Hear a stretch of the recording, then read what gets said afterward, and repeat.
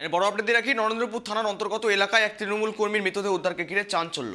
জানা যায় শনিবার সন্ধ্যা প্রায় 7টা নাগাদ নরেন্দ্রপুর থানার বন হুগলি 2 নম্বর গ্রাম পঞ্চায়েতের এনজিসি মোড় সংলগ্ন একটি ফিল্ম স্টুডিওর সামনে থেকে তার মৃতদেহ উদ্ধার। এ সম্বন্ধে বিষয় নিয়ে আপডেট নেওয়া যাক, সঙ্গে রয়েছে গোপাল। গোপাল, একেবারে তৃণমূল কর্মীর রহস্য মৃত্যু এমনটাই মনে করা হচ্ছে, আপডেট কি রয়েছে? তোমাকে বলে রাখি, আবারও কিন্তু এক তৃণমূল কর্মীর মৃতদেহ উদ্ধার ঘিরে এলাকায় চাঞ্চল্য ছড়িয়েছে।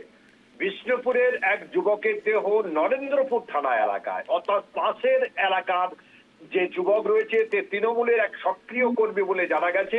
সেই সক্রিয় কর্মী যার বন হুগলি 2 নম্বর গ্রাম পঞ্চায়েতের ওএনজিসি মোড়ের কাছে ফিল্ম স্টুডিও যেটা রয়েছে, সেই ফিল্ম স্টুডিওর কাছে তার দেহ উদ্ধার হয়েছে গতকাল ঠিক 7:30 8টার দিকে। কিন্তু এই যে যাই উদ্ধার হলো, এটা নিয়ে কিন্তু নানা মনের নানা মত। ইতিমধ্যে মৃত যুবকের নাম সুদীপ নাড়ু, বিষ্ণুপুর থানার পানকুয়া অঞ্চলের বাকেশ্বর ষষ্ঠীতলা গ্রামের বাসিন্দা। সুদীপ নাড়ু তৃণমূলের কর্মী, এটা কিন্তু বিরোধীরা বলছে, এবং তৃণমূলের পক্ষ থেকে তারা সবাই কথা বলতে না জানলেও কিন্তু পরিষ্কারই জানা গেছে এ তৃণমূলী কর্মী ছিল। কিন্তু অনেকে মনে করছে, অনেকে বলতে বিরোধী দলের ইতিমধ্যে সুফল ঘাটু থেকে আরম্ভ করে অন্যান্য জানিয়েছেন এ কিন্তু তৃণমূলের হয়ে দুষ্কৃতি কাজ করতো। যাই বলুন না কেন, তৃণমূল কর্মীর মৃতদেহ উদ্ধার হয়েছে গৌরব, এটা নিয়ে কিন্তু ইতিমধ্যে চাঞ্চল্য ছড়িয়েছে। ঘটনাস্থলে পুলিশ মৃতদেহটি ময়নাতদন্তে পাঠিয়েছে এবং ইতিমধ্যে তদন্ত শুরু করেছে। বেশ, ধন্যবাদ। হুগলি 2 নম্বর গ্রাম পঞ্চায়েতের এবং এনজিসি মোড় সংলগ্ন ফিল্ম স্টুডিওর সামনে থেকে এই ফের একেবারে বলা যায় তৃণমূল কর্মীর মৃতদেহ উদ্ধার। মৃত যুবকের নাম সুদীপ নার।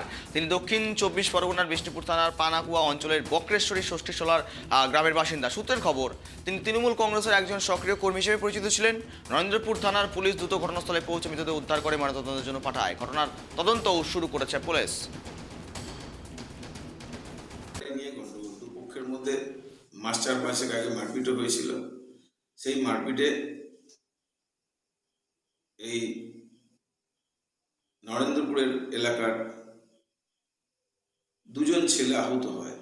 এই এদিকের যে ছেলেরা সন্দীপেন তার দলবল, নাড়ু তার দলবল ছেলেদের নিয়ে তারা দীর্ঘদিন হাসপাতালে ভর্তিও ছিল।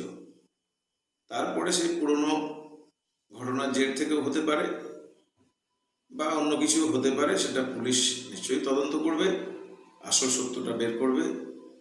এবং এলাকায় যেভাবে খুন জখম রাহাজানি হচ্ছে, তোলাবাজি, সিন্ডিকেট এবং এলাকা দখল নিয়ে, এটা আমার মনে হয় পুলিশ আরও একটু সক্রিয় হলে, প্রশাসন আরও একটু সক্রিয় হলে এটা অনেকটা নিয়ন্ত্রণ করা যাবে। কারণ এটা তো গোষ্ঠীদ্বন্দ্বের ফল।